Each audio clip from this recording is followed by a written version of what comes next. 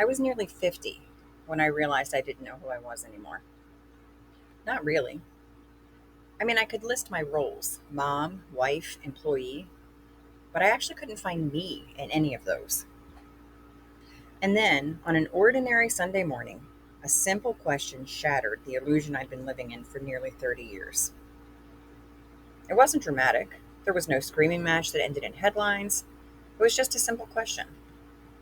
Did you talk to the owner of the grocery store yesterday? To anyone else, it would have been nothing. But if you've been in a relationship with a narcissist, you know that when they ask a question like that, it's never just a question. It's bait, it's surveillance, it is accusations, it's control, all rolled together and wrapped up in a big old bow of fake concern.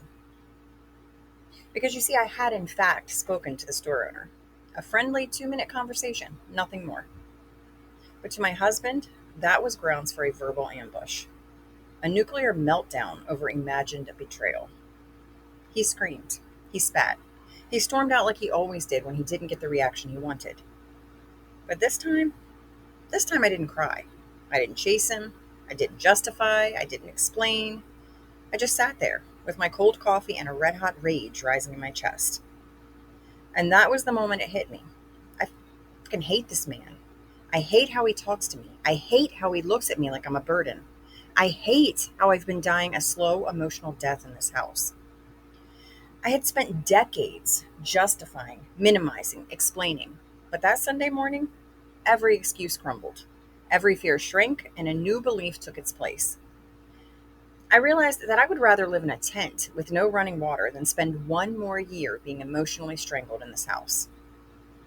I didn't leave that day. I couldn't. But I did start planning.